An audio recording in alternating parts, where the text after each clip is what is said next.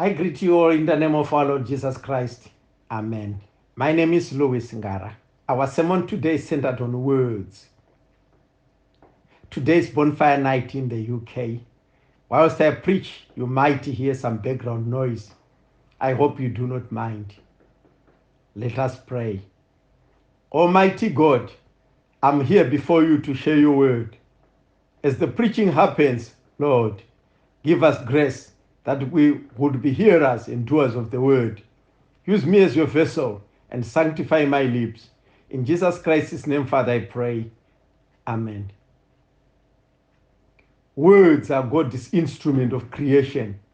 Anything chakasikwa na Mwari chine nzeve chinonzwa.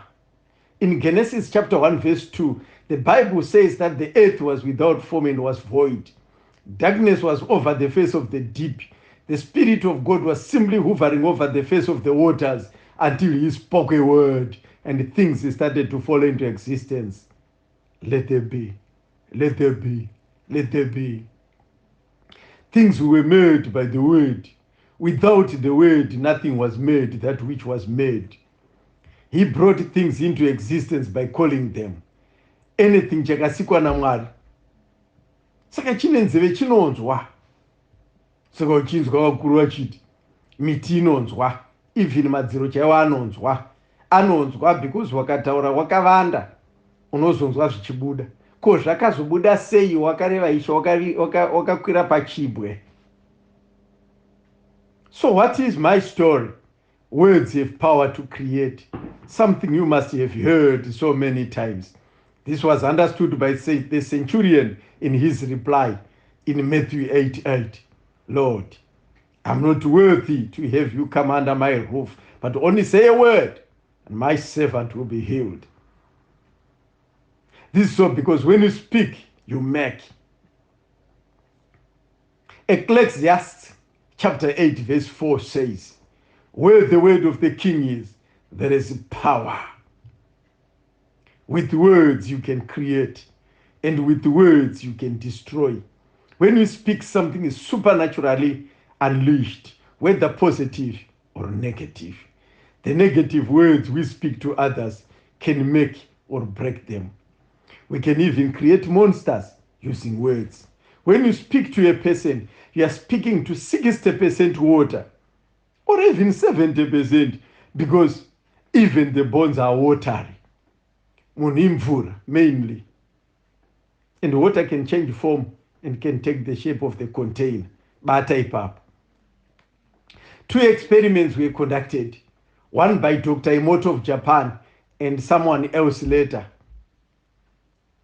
Dr. Emoto aimed to check if human consciousness can affect the molecular structure of water. In that experiment, he exposed water to different words, pictures, and songs. He then froze the water to examine it in microscopic photography. The water that was exposed to positive speech resulted in beautiful crystal formations, and the water exposed in that which was exposed to negative speech and thought gave ugly crystal formations. So that which was opposed to beautiful, to positive words or positive speech, brought crystal formations that were very beautiful. So water responded to words. The other researcher used three different quantities of cooked rice in 3 different containers labeled ignore, hate, and love. The rice was mixed with water, and every day for 2 months, he spent 60 seconds telling the water containers, especially starting with the one labeled love, words such as you are great, you are beautiful, you are awesome, I love you. He also spent similar quantity of time telling the container labeled hate horrible things such as you don't deserve to live, you make me sick, go hang yourself, ugly duckling. Ignore was ignored. So at the end of the experiment, the rice in the container marked love became little yellowish but maintained its shape. The rice in the container marked hate looked quite disgusting. It had developed a lot of mold and had actually turned black. Ignore was bad, but slightly better than hurt. Whether you want to believe these experiments or not, my brothers and my sisters, our thoughts, our words give us some form of energy. Thoughts are vibrations and they have different frequencies. Without words, without words, adai pasina anotaura zvinhu zvakashata. Dai pasina zvakashata zvandinoona zvichiitika. Because hapana angadai akanzwa zvaunofunga. But with words, we can make a beautiful person and can still make the same person ugly by changing words to using negative words. So when one uses words such as I've never seen such a beautiful damsel. Mukati muri wenyika ino nhaini, kana kasimabva kunyika inouya, kwatisati tasvika isu apenyu. This does something to someone and they may not take themselves off the mirror, ending up seeing an angel appearing. The power of words. So using words, Proverbs chapter 16 verse 28 says, you can separate the best of friends, gossip, whisperers.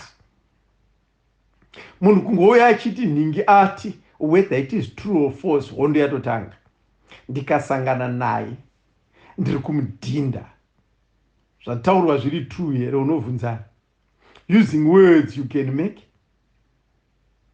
So you can divide people and you can say havakanaka, ava vakaipa, and cause some people to believe what is not true.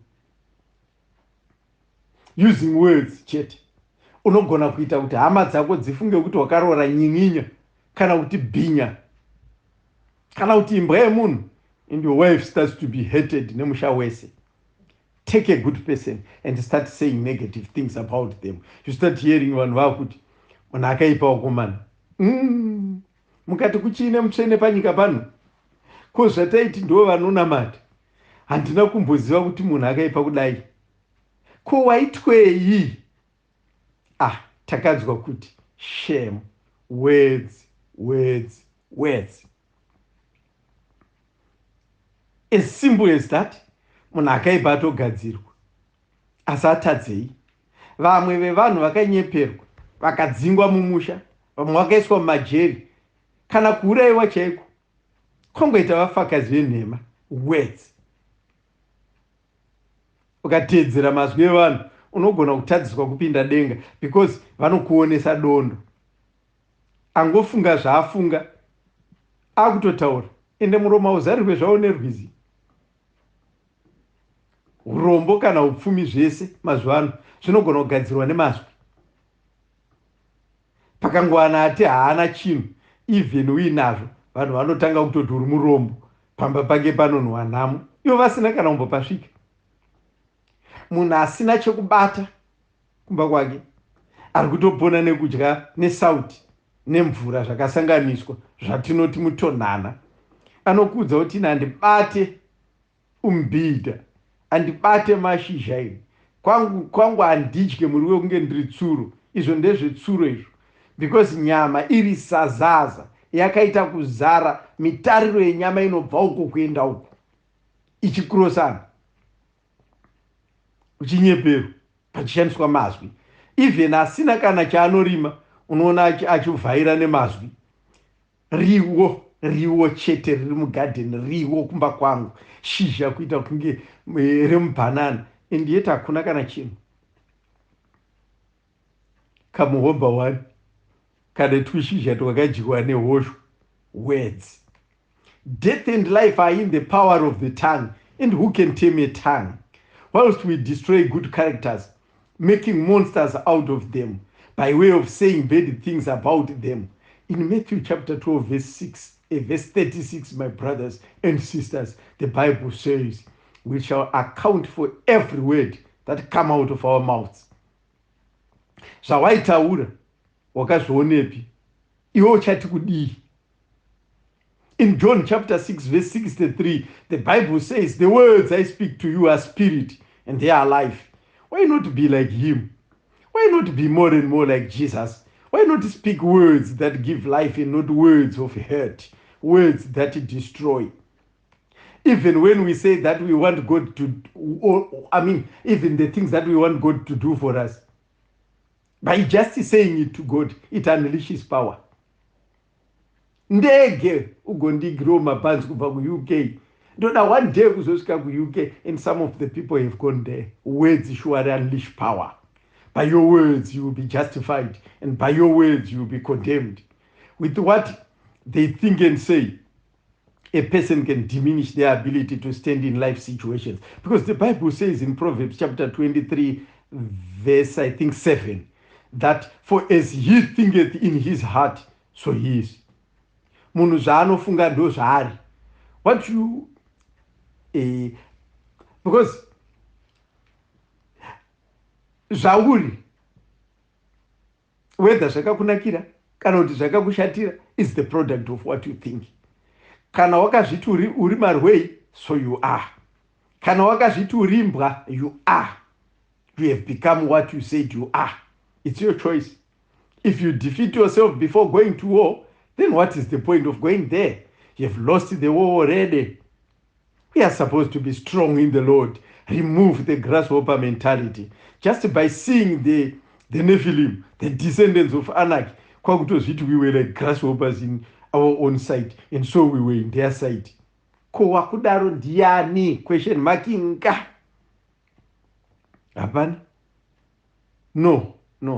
My brothers and sisters, we can take the land. Let us go at once. Yes, we can. Why not?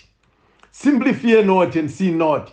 The battle is not yours, but the Lord is. 1 Samuel chapter 17, verse 47, and repeated in 2 Chronicles chapter 20, verse 15. Remember, my brothers and my sisters, the army of the Lord never loses. We know no defeat if Jesus is the captain. Once more, I repeat, let us align what we speak with the word of God, because we shall be accountable for any word that came out of our mouths. Hafa akambata mwana mumaoko, hafa akanzwa chinonzi kurwadza kwemimba, ndiri pano over my dead body. Uri Mwari here naiwe.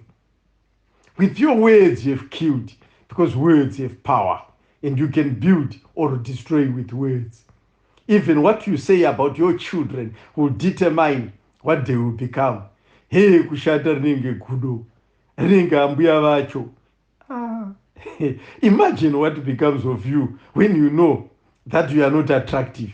Hauna kunaka wakashata. You know that nobody likes you. Even nemabori, nembova, mboo, unogona kubuda mumba. Uinazvo. What do you care? Everyone knows wakashata kudara, so what's the fuss? Everyone knows I'm not attractive.